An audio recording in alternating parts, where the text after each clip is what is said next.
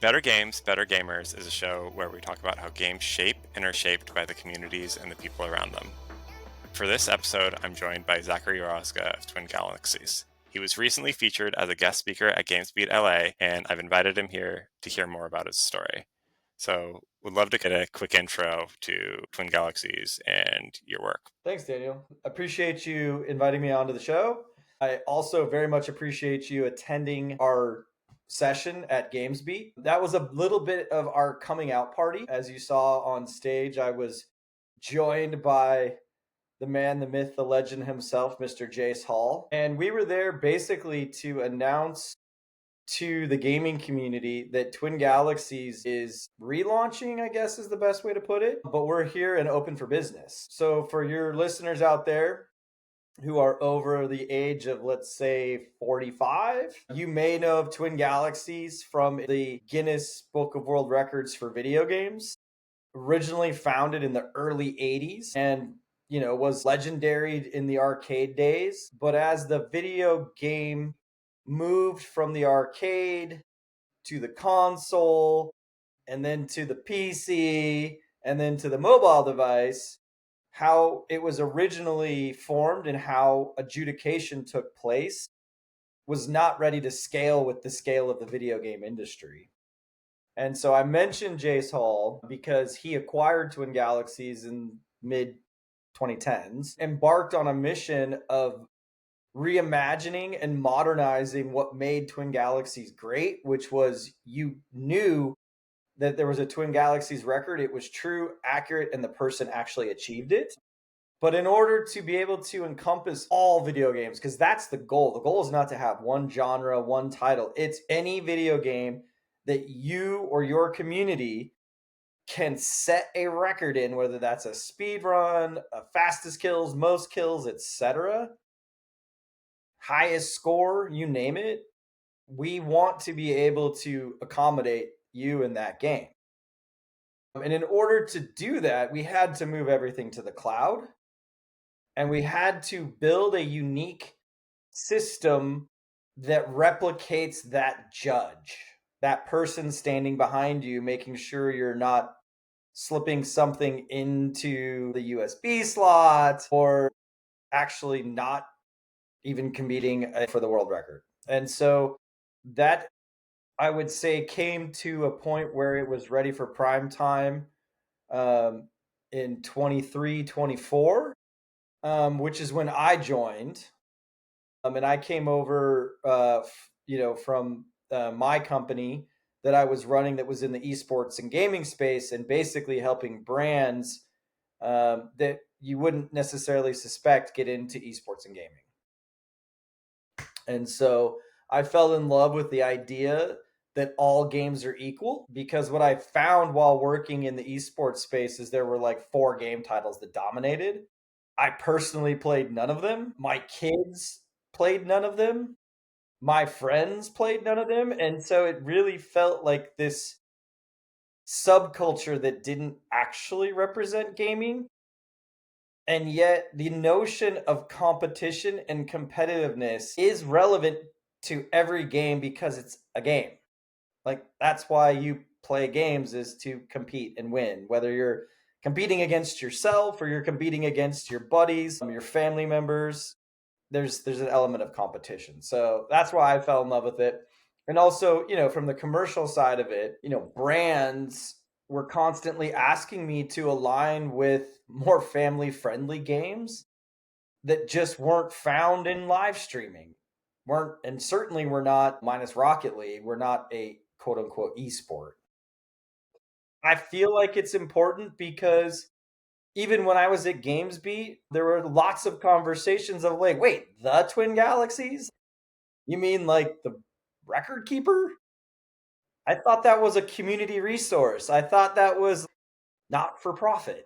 And the answer is, yeah, I mean, up until this point, I wouldn't say it was profit seeking. I would say it was more of like a community driven service for the community.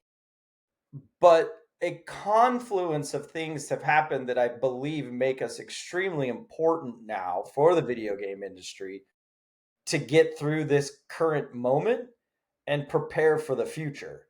And in particular, my own read on the situation is that what we're doing is even more relevant for like double A games, independent games than the big titles. I'm going to jump back in history a little bit. What does kind of gaming look like, and did gaming look like to you when you were growing up and kind of your with it?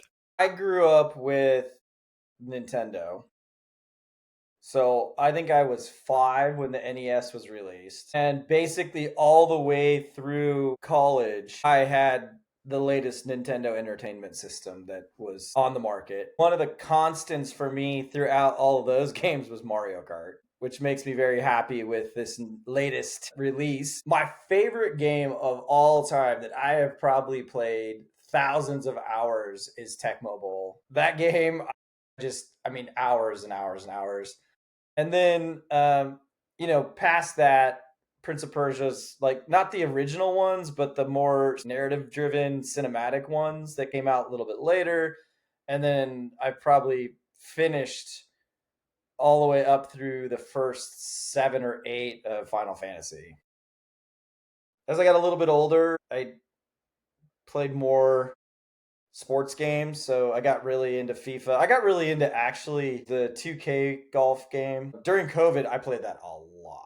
But then interestingly, as I have kids, it shifted a bit when I got an Xbox, and the game that like my first daughter loved playing, and actually I played, she watched, was all the Lego games. Hmm. So Lego Star Wars, Lego Hogwarts, the Lego movie. We played those together. Now I don't find myself playing that much. I still have a few games on my mobile device that are go-tos. I have played the old school free cell every single day for about 25 years. It was one of the first game apps I ever got on the first iPhone, 2008, 2009, something like that. So I downloaded like one of the first like gaming apps. It was just free cell. I think what's interesting about kind of looking at your background is like you have this obvious passion and obvious kind of connection to games, and you've had it, but that wasn't your background. So I'm curious what that path looked like from experiential marketing into getting back into games. I never planned on games being my career. Never planned on being in the business of games. Actually, never planned on being in the business of marketing, even. I actually have a master's degree in sustainable development, was in international development and not building hotels and high rises, but in working with people and working really with, entrepreneurs in emerging markets. Like I actually, my background's in competitiveness and small business enterprise development in emerging economies. And I spent my better part of the first decade working in that. And I was focused on alternative livelihoods in rural economies, which basically meant tourism. I actually grew up at a ski resort, so like that kind of made sense. I loved it dearly. I had the most wild 20s I could possibly imagine, and not in a partying super hard. And I mean, yeah, we had fun and we partied, but like in a 4-year period, I worked in 50 different countries and really getting to experience crazy stuff like sleeping overnight with the Barbeg people in central Tanzania, where the women still wear goatskin clothing, etc.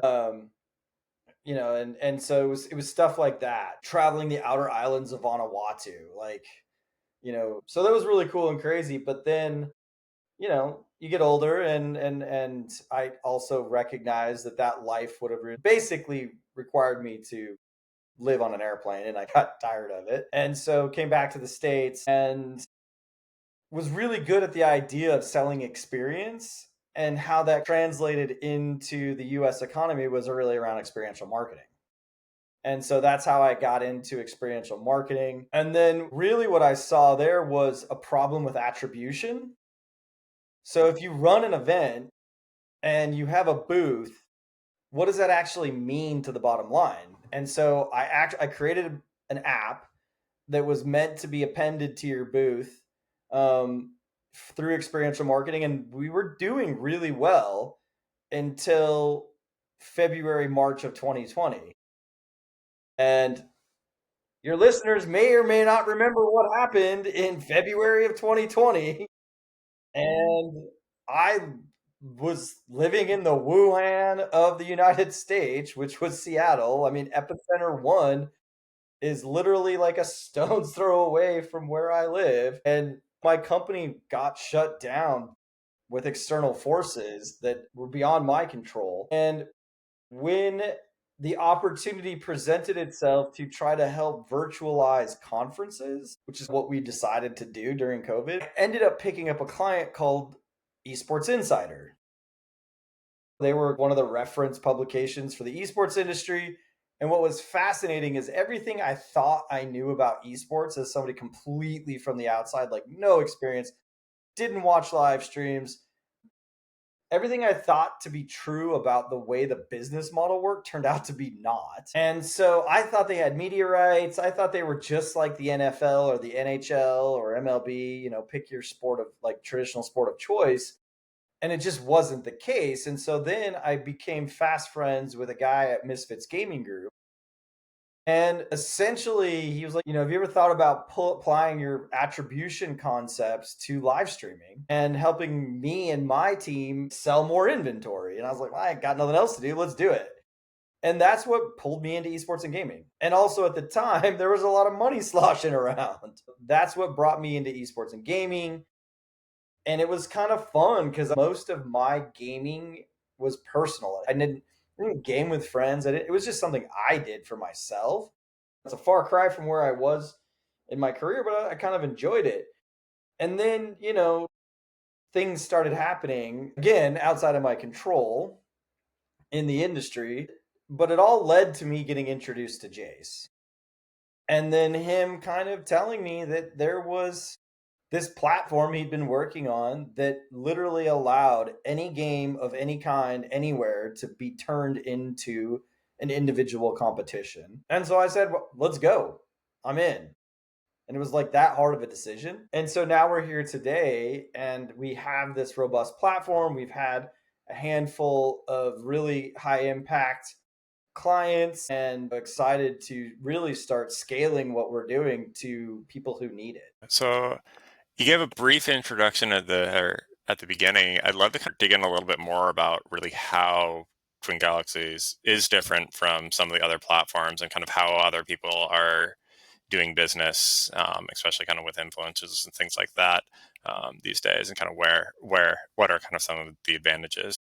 Yeah, so the core essence of Twin Galaxies is that it's a no code solution. There's no need to write any code whatsoever to turn on or spin up a competition against a video game. And I think that's really important because every other solution that we've seen that's out there, whether it's in advertising or whether it's in gaming, is an SDK, is a tech tax against your core stack. And it requires work on the person who adopts it, right?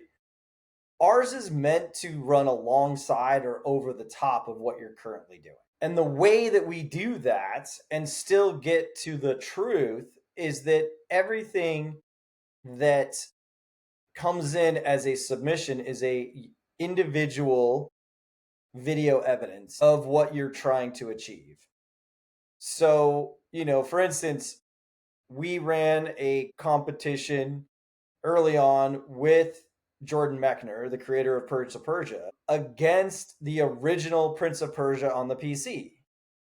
And it was who could finish level 1 the fastest. And so the people who played it set up such that they could record it. Some of them did it through like an OBS setup. There was one guy who played it and he just set up his camera over his shoulder. We don't really care how the video is created as long as there's an ability to see what is required in the video. And so what's fascinating though is that was what was set up as the mechanism, because that's what Twin Galaxies had been doing previously. Once we moved out of the arcade and into the home with consoles, you had to set up a video camera and essentially let the VHS roll. And then you had to send those boxes of tapes to a judge, make sure that it was true and accurate. And then that judge would send it to another judge to double verify, etc. Right? So what we've done now is actually made it so that all of that is done via the cloud. We have a really sophisticated video ingestion and display system built into it. And we've gamified the way that voters vote so that anybody now can be a judge and their vote can count. Anybody in the world can be a part of the judging. And going back to the interesting byproduct is by displaying those videos effectively in a social platform, is that the person who made the submission, the person who is a part of the competition, is now getting people watching them play and getting that recognition. And I think that's something that goes back to what we talked about earlier. The core of video games is video games are competitive and people want to be recognized.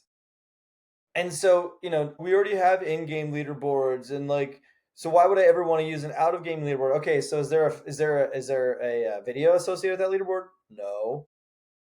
Does anybody get to see what that person did to reach that score? No. Can you tell that the person who's at the top of the leaderboard cheated? No. And so effectively they're leaderboards for you versus the game, not you versus your peers. And I think that's the major distinction that we make, is that sure, you can climb all the leaderboards you want.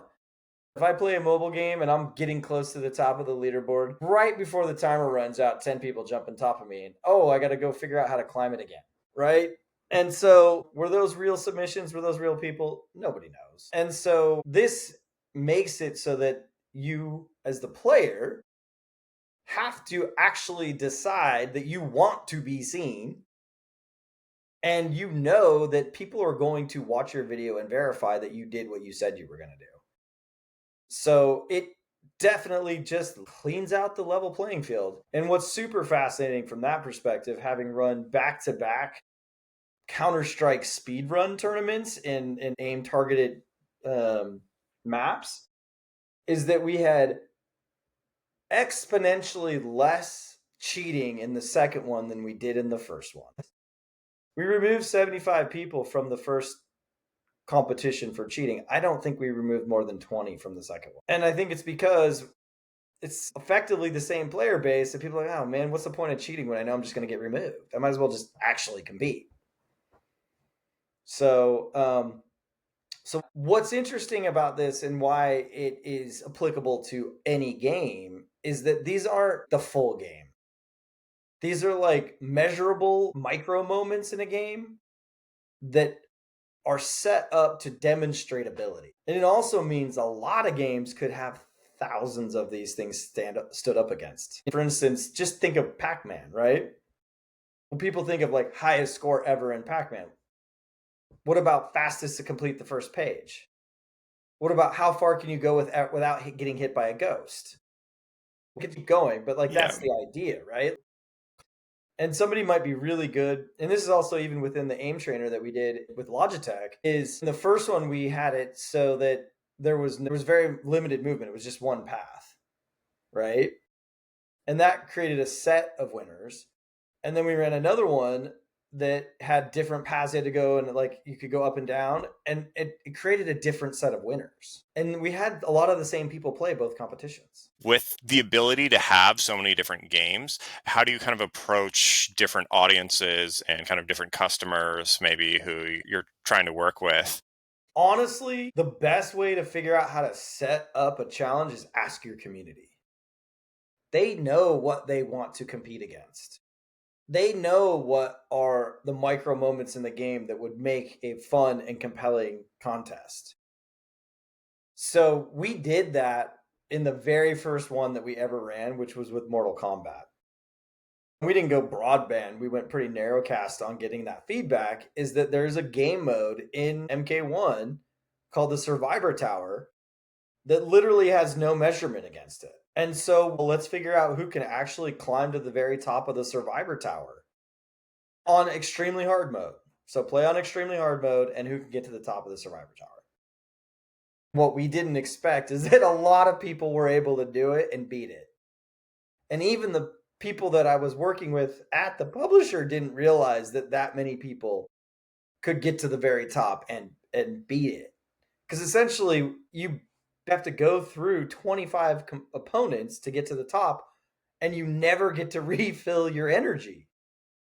So you essentially have to not take hits. And I couldn't even play one level on extremely hard, let alone 25 in a row. And so thankfully, we thought about, well, what's the tiebreaker? And the tiebreaker was, okay, if everybody gets to the top, who's the fastest? That's an example of taking an existing game, has leaderboards, has an esport against it, and coming up with a new element that is community focused and community driven. And what it ends up doing is it creates these micro communities that care about that, and they're super passionate about it during that time. And guess what? They want recognition. So the other thing we've just started doing now is actually working with some celebrity gaming YouTubers because they have the exact same dynamic, which is they've built this following of community and fans and audience, and challenges and competitions are kind of part and parcel of that. And they've been doing it for a long time, but what they haven't been able to do up until this moment right now with us is actually get their fans to participate and actually see what their fans are able to do. Because prior to this, most challenges are like mega influencer versus mega influencer. Who can do it best, right? And it's more of like setting up beef for content than it is actually figuring out who's the best. And then once you actually do involve your audience and ask them to submit to you, well, how are you going to figure out like all those things that I talked about earlier, the cheating, the video ingestion? We just ran one with Carl Jobst, who is, a large YouTuber who focuses on sort of investigative journalism in the annals of video game achievements and records. He ran the first one and it completed last week, and it was a Doom original Doom competition. Already his community is asking for more and more and more and giving him ideas of games and challenges that they would like to see. If you're a video game publisher and you have a community, you have to keep that community happy. You have to engage that community. And I've got a really good low lift way, a no code way for you to engage your community. And guess what? You can ask them what they want. And more often than not, we can actually serve it up to them. When you have something that is so community driven, and especially as there's a lot of these other user generated content platforms, so that I know a lot of marketers and brands are going after them. One of the things that is really interesting is also how the community is dealing with things like fair play and healthy competition. So curious how you've seen that with the platform and how yours is kind of differentiated from some of the other platforms. I'm not going to name names, but there are a couple of other competition platforms out there that are running what would seemingly look like similar competitions to us. I've talked to their head of their leadership. They don't care if people cheat because they're running it purely as a marketing expression. So the more people that play, the more eyeballs that are on it, the more eyeballs that are on it. They do not care if cheating takes place, if it's rampant, the winner cheats, because also they're not trying to give away like epic prizes either. Their grand prize is like a $50 gift card or something. So in that instance, if somebody comes out and claims cheating, are they going to get sued? Probably not for $50. With our platform, Twitch is actually a perfect sidecar. If you're going to compete in one of our competitions, why not do it for eyeballs? Right? Hey, I found out that Carl Jobst is doing a Doom 1 level 1 speed run. I'm going for it today. I got to beat 50 seconds right now. Can I do it? That makes for compelling content, right? Like, it's a great live stream. The whole Roblox, Fortnite brands diving in there. I think our platform is the best friend of any one of those campaigns. Definitely on Fortnite, because I can tell you this, in my past life before I started working with Twin Galaxies, and this is one of the things that drove me to working with Twin Galaxies. I was involved in a couple of Fortnite custom maps with mega Fortune 500 brands. If people finished the map, that was a massive win. And never did people come back a second time. Whereas what we had with our Counter Strike competition was people grinding for 50 plus hours on a 45-second run. So just imagine how many times those people played that. And guess what? Logitech's logo showed up in every single one of those. Logitech also had their logo show up in every one of the videos that were watched, that were uploaded to the platform a minimum of 20 times. And so that's not happening if all you're doing is building your little land, or, associating yourself with a Roblox mini game. People at best are playing it to get the one-time gift card if they finish it. They're not coming back, and guess what? They ain't sharing it with anybody. And so to me, it's the difference between, if you're at Coachella, it's the difference between putting your signboard up on the road between Los Angeles and Palm Springs, or hosting the VIP tent at the event. Because you just throw up a Roblox install, at best, people, like, if they see it, they're flying by. If you host a competition with us, people are getting in and they're staying and they ain't leaving. And the people who aren't in are gawking at it, looking at it, and pointing at it, and taking pictures of it and sharing it. So it's only a matter of time before smart brands start to realize that. I know that they have their own competitions inside, but again, most of those competitions aren't trying to create a level playing field. They're certainly not creating moments that can be shared externally, and we're not expensive for the cost of building a Fortnite map and then spending all the money on mega influencers to get it seen and drive traffic. We might be 5% total budget to append a competition to it. But I would say that 5% of the budget that you spend will return X in terms of participation, brand lift, and emotion. And going back to what we were talking about, is actually community engagement and community sentiment. There's no community built around a brand creating a Fortnite. And I think that gets me to the heart of the show, actually, is really looking at community and value there. So this is actually, ironically, the first time I've asked this question, but what does being a better gamer mean to you? And has that changed and evolved? So I will go back. I want to go back to community, and it's it's pretty clear that a lot of the younger generation, a lot of their community is an internally online community. They spend more time communicating with one another through a device than they do face to face. And one of the mediums that they share their experiences and their emotions with, and their shared passions, is through gaming. And so, one of the things to me about better gaming is actually the reduction of toxicity. I have a freshman in high school. Maybe it's because I work where I work. She's very much online, but she doesn't like social media. All of her communication with her friends takes place in private forums. I think that's going to become more normal than less normal. So, private Discord communities, right? Not public Instagram posts. Yes, there's going to be a subset of people that are doing that, but those are the people that are actually like fame seeking, right? It's not the primary medium for communication.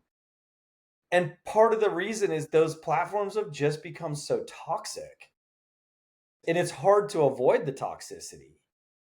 And so, one of the things that we're really trying to do is to create community through competition, or to empower community through competition.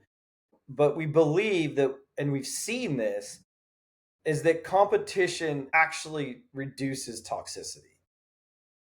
Because when you get together to watch your Fortnite tower climb, I'm not talking about Daniel. I'm talking about the submission. the performance. I'm just judging the performance.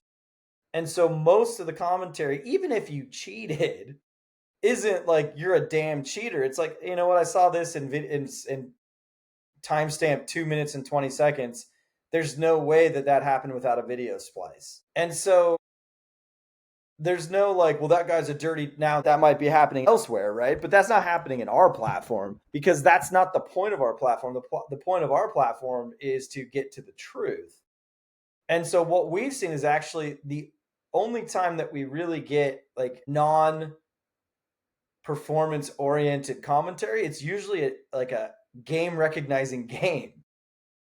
Like, oh man, how did you do that? Oh, I see you used that combination of players. That's why it was faster because I thought there was no way anybody could ever get through this quicker than I did. But that player's finishing move is fractions of a second faster. Multiply that times 25, finishing moves, and we now have 17 seconds. Gaming, even in a first person shooter world, is supposed to be like a pastime.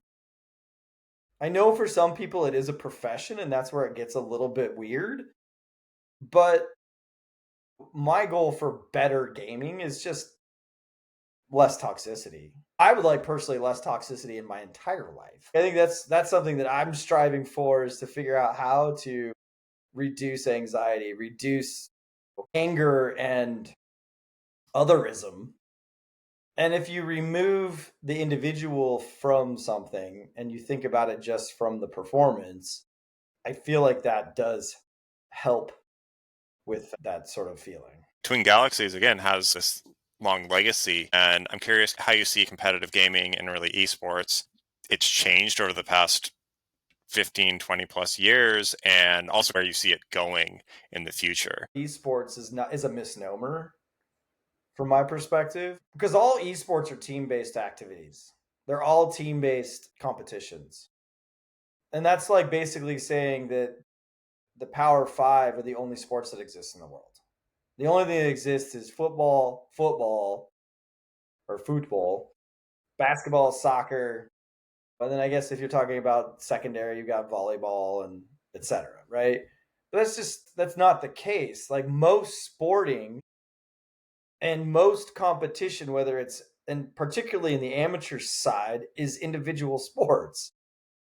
Look at the Olympics. How many of the sports that are being competed against are individual sports versus team-based sports? And it's almost like the team-based sports have been added just because of dollar numbers, which is fine. But when we think of sports and sporting in the traditional sense, it's an all-encompassing term and it represents everything. Esports doesn't do that. Esports is really just team-based activities. It's arena style sports. And arguably more people compete in traditional sports in independent sports. And I would probably posit that more people play individual video games than they do team-based games. And if we have anything to do with it and any say in it, esports either comes to be known competitive gaming, or competitive gaming as we know it overrides or overtakes esports. If we win, that's what's happened, right? And that people who are amazing at Trackmania have just as much recognition as somebody who's amazing at Counter-Strike, if not more, because they individually got the gold medal, whereas the team from Counter-Strike got the gold medal. So there's a lot of things that are going to have to happen for that to come to like bear fruit. But like, if you want to really recognize what our BHAG is, that is it. And what I'm looking for are people who are not necessarily on the player base. I think the players will come.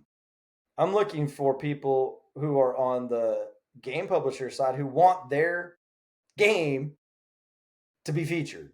They want their game to be seen in that pantheon. And so that's my challenge. Do you want to be a part of this next evolution of competitive gaming, or do you want to sit on the side? One of the things I really wanted to ask you a little bit about was Who've been some of your inspirations and mentors and pushed you towards what you're doing? The guy who was like most instrumental in me being who I am as a professional was my first boss slash business partner when I was working overseas.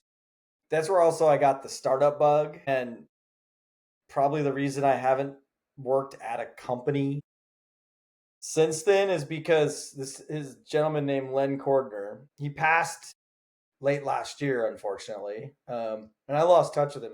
And he lives in Australia, so I never had the opportunity to say goodbye or anything like that. But he's probably the most impactful and instrumental person on my business career. He was my absolute mentor. He was actually a legend in Australian business, and I never knew that. And that's part of what was so awesome because the way I met him was through some different circumstances. But since then, when I've met some people who are my age or maybe like 5 to 10 years younger, he's put up in the Hall of Fame of Australian businessmen. And I worked directly for him for like 5, 6 years. Like I was his number two. And I never had this indication because I never worked with him in Australia. So I never knew. I worked with him overseas. I'd see him in Vietnam. He'd come visit me in South Africa. We'd go to Brazil together, right? And so when you're in those environments where you're both just the two foreigners, it's just you have to like lean on each other, right? I still sometimes just think back to some of the crazy stuff that we got ourselves involved in.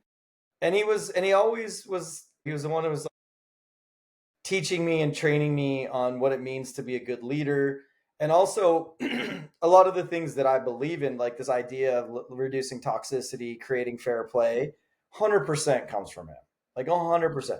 He left the corporate world to go into international development because he just sick to death of the corporate world and didn't see that it was actually adding value back to humans. It was by and large extracting value. And so that's also one of the things throughout my entire career, whether it was in marketing, whether it was in experiential, whether it was in that early stages, was about as a business, what can I do to create value for my customers versus extracting tribute from? And then recently, I've had the opportunity to have a mentor who's a man named Larry Goodman, who is a legend in his own right in the advertising and marketing space. And he is he's an advisor to me. He's a friend. Like I said, he's my mentor. And he also has had a legendary career where he was basically Ted Turner's right hand man at the early days of TBS until I think they exited to AOL. And so I've been lucky that I've been surrounded by these people, but never. And for whatever reason, they've always been like solid peers and friends, and never did I like think to myself, "Oh, I'm so lucky to be in this person's presence." And maybe it's just because of the way that we were connected, and you know, they saw something in me. I don't know, but yeah, those are the two gentlemen. I guess in the gaming space, really, the strongest mentor I have is my partner. I mean, dude has like I don't know, 100 video game AAA titles to his credit. I've known this for a while, but it was only yesterday that he sent me the list of all the games that he has credits on. And I was like, good God, dude. Like, okay. So, grace to be in your presence. It's just funny because you don't recognize some of these things until somebody asks, at least in my position. So, what brought Jason and I together actually was not necessarily the business. It was the actual shared values around fair play, around recognition, around doing what's right. And maybe that's what the common thread is throughout these individuals. There's a sense of shared responsibility and that we're not building a business that is purely extractive. We're building a business that is You have this kind of international background too. Kind of your view on how gaming connects with internationalism. yeah, I mean, look, what's fascinating is it's really easy for me. Some people would have a really hard time stepping into the shoes that I do because they don't have that frame of experience. I've been working with people from other countries and other cultures for 20 plus years. And so gaming is global. And so I don't even think about it. One of the things that, and I mean, one of the things that's interesting and challenging is one of the reasons that I stopped doing the international development is because I was so tired of having a 24-hour clock. What I mean by that is like I got business partners in Europe, I got business partners in Australia, I got business partners in Brazil. And so when I was younger, I was constantly always trying to attend to those people on their timeline. And I think one of the things I've learned as I've gotten older is that like I attend to people on my time. It's sure there's going to be the 9:45 Discord chat that is urgent you need to take care of, but if it's not urgent, then you move it to another time when it's more convenient. I think the world has also changed in 20 years and it's a lot easier to be able to be working with people in Stockholm while simultaneously working with people in Melbourne. I don't even think about it and it's just simple for me to walk into it because I've been doing it for so long. So we were talking about other countries. Do you have future trips planned? What are some of your travel Yeah, plans outside of the US? Do you have any coming up? I do. I am presently planning a backpacking trip with my 15-year-old to one of two different routes that we're thinking of doing in Canada, in BC. So that's the current planned trip because I live in Canada Junior in Seattle, and so we go up there all the time. And prior to whatever is going on right now with our current international relations, I used to love going to Canada 2 to 3 times a year because it was just to get out of the States, like get a States break. Having lived overseas and been an expat for many years, it's like every once in a while, it's just like, I got to get out of here. There's things that I love about it, but there's also, I was an expat for a reason. Are there any outside of North America that places you really, maybe places you really want to go back to or that you miss? Definitely, like, I absolutely want to take my kids back to Africa. My kids have never been, like, my kids haven't been to any of the crazy places that I've been. We've only taken them to like Europe and Mexico and Costa Rica. And now that my oldest is in high school, I think she's got the bug. Like she wants to go to Japan really bad, which is actually I've never been to Japan, so Japan is definitely high on my list. And one of the places that I had planned 3 times, twice for work and they got canceled, and once for pleasure that I really want to go to Peru. I want to go to the Sacred Valley. Like I've been to every major temple complex in the world except for an Incan temple complex. Mm. I actually got engaged at Siem Reap in Cambodia. Spent a lot of time in Central America at the Mayan ruins. Been to Egypt a couple of times, but I've never been able to get down into like the Incan Empire and stuff. That's on my list. So the craziest place I've ever been, and I kind of mentioned this earlier, the craziest place I've ever been, and is Vanuatu. So it's an island nation in the Pacific. It's lots of islands. They've been separated for so long. Like each island has its own thing. So you know the place where the people do the traditional bungee, where they're just on vines and they jump and then it swings. So that's Vanuatu, right? But the craziest thing we did is and maybe it's not now, but at the time it was the world's most active volcano.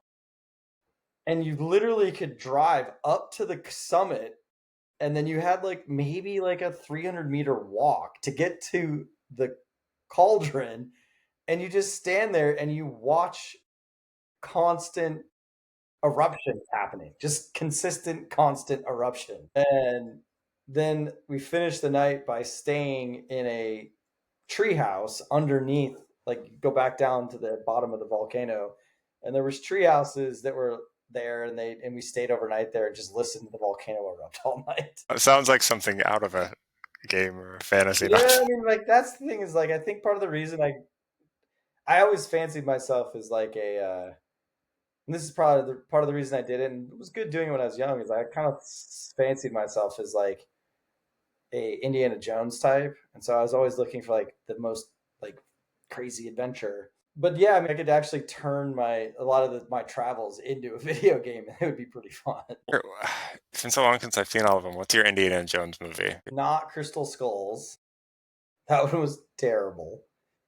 Uh, thank you, Shia LaBeouf. Probably actually my favorite is that Quest for the Holy Grail. It's hard to beat.